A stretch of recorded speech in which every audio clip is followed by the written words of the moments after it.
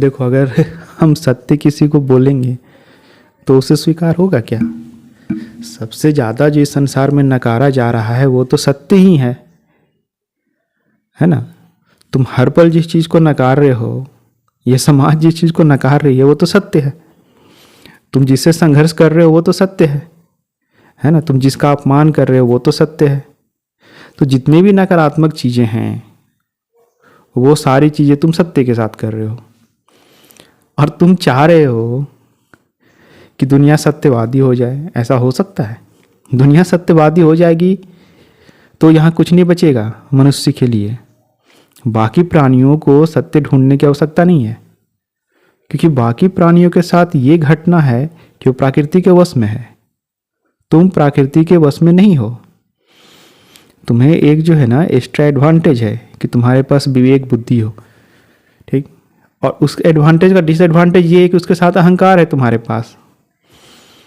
मैं करता हूँ, मैं बोलता हूँ, है ना? हालांकि तुम ही कर रहे हो, ठीक, लेकिन तुम अपने आप को जब as a individual from the existence देखते हो तो ही अहंकार आता है और तो ही भ्रम भी उत्पन्न होता है। मैंने तुम्हें पहले बता रखा है कि एग्जिस्टेंस का मतलब क्या, जहाँ हर वक्त दो विरोधी ताकतें एक दूसरे को नलिफाई करने की कोशिश कर रही है। जैसे जहाँ रोशनी है वो अंधकार को मिटा रही है, और अगर अंधकार है तो उसका अस्तित्व भी रोशनी के कारण है। ये वक्तव्य भी आपने पहले सुना। वैसे ही अगर यहाँ पे हर चीज़ें रिलेटिव टू ईच अदर, है ना? और जब चीज़ें रिलेटिव टू ईच अदर, जैसे कोई गरीब है, कोई अमीर है, तो किसी के पास अगर आज बैलगाड़ी से वो जा रहा है तो साइकिल किसी के पास हो तो वो अमीर माना जाएगा। किसी के पास साइकिल है और किसी के पास मोटर बाइक है तो मोटर बाइक वाला खुद को अमीर मान रहा है।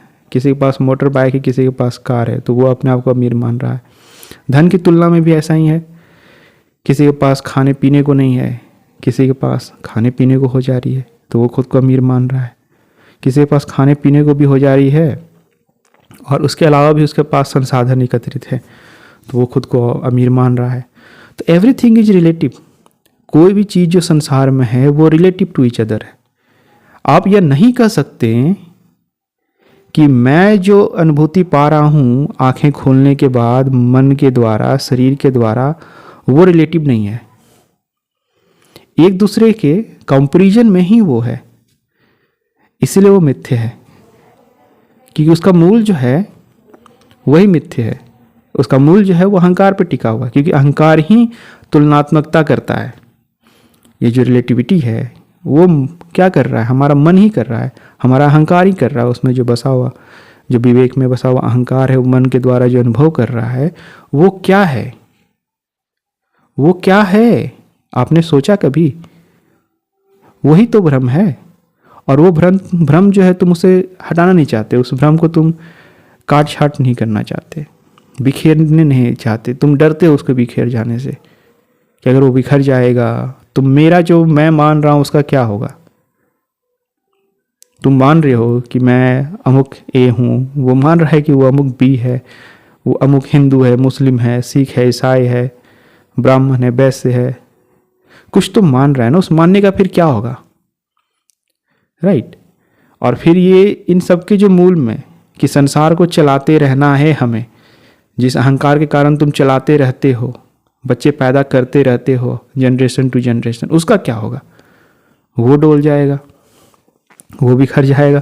और इन्हीं बिखरावों के डर के कारण तुम्हें मृत्यु का भय बना रहता है। और मैं इसी भय के, जब तक तुम्हारे अंदर जगह है, यही भय जब तक तुम्हारे भीतर है, तब तक तुम सोए हुए हो। मैं नहीं कहता तुम जागे हो। अगर तुम जागे होगे तो ये भय सबसे पहले तुम्हारा जाएगा। ऐसा जाएगा जैसे स्वप्न से कोई जागता है तो उसे स्वप्न की कोई याद स्थिति से कोई मतलब नहीं, वो हो या ना हो उससे कोई मतलब नहीं, क्योंकि वो यथार्थ में जाग जाता है। बिल्कुल उसी प्रकार तुम इस भ्रम से जागे हुए रहोगे फिर। लेकिन तुम्हें तो इस भ्रम से जागना नहीं। तो सबसे मज़ेदार चीज़ ये है ना कि जिस आधार पे लोग बच्चे को जन्म दे रहे हैं ना, वो आधार भ्रम है। और उस भ्रम को न टूटे इसलिए उस भ्रम को बनाए हुए जितने भी करप्ट प्रैक्टिसेस है वो सभी चीज़ें करती है। जाति, धर्म, कानून व्यवस्था, सामाजिक व्यवस्था, ये सब उसी भ्रम को बनाए रखने के लिए है ना। समझना यहाँ पे इस बात को कि अगर किसी देश से करप्शन ख़त्म हो जाए तो क्या होगा, वो देश बहुत फलेगा फूलेगा, वहाँ की जनसंख्या बहुत बढ़ेगी? नहीं।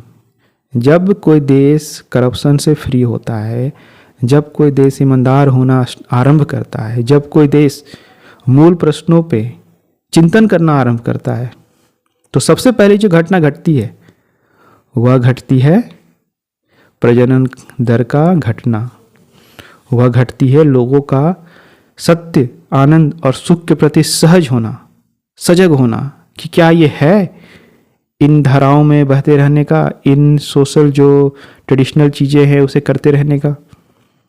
तो वो समझते हैं इस बात को और फिर खुद का चुनाव करते हैं इन सबके बीच में। अरे भाई, जब हर जगह तुम अहंकार का चुनाव करो तो ईमानदारी से करो ना, खुद को ही चुन लो एक बार। जो तुम जंजीरों में बंद बंद कर खुद को चुनते हो, उससे अच्छा है कि जंजीरों से मुक्त होकर के खुद को एक बार चुन करके देखो, खुद का चुनाव करके देखो। अगर तुम उस चुनाव को कर लेते हो तो फिर तुम भी यही पाओगे कि ये संसार जिसे तुम देख रहे हो ये भ्रम है, ये जो मन बुद्धि से तुम कुछ भी पाने की कोशिश कर रहे हो वो सब भ्रम है, ये तृष्णा भ्रम है। तृष्णा मतलब हर वक्त जैसे धाराएं बहती है तो एक उसमें धारा की अपनी एक पोटेंशियल होती है ना कि वो बह रही है, बहना चाह रही है किसी दिशा में, वो जो ऊर्जा है जिसके कारण वो बहाव है, वो तृष्णा है ना, वो मिथ्य है। उसके ना होने में ही तुम्हारा अस्तित्व है ना। और जब मैं तुम्हारा अस्तित्व कहता तो इस अस्तित्व जगत की मैं बात नहीं कर रहा जहां पे विरोधी ताकतें हैं, मैं उस वक्त बात कर रहा होता हूं उस अनस्तित्व की, नोमिना, नॉट द फिनोमेना। तो आपको अब नॉमिना इज अ राइट टर्म और नॉट, लेकिन अनस्तित्व को समझाने के लिए मेरे पास तो शब्द है नहीं, वो तो आपको अनस्तित्व का चुनाव करके ही मिलेगा।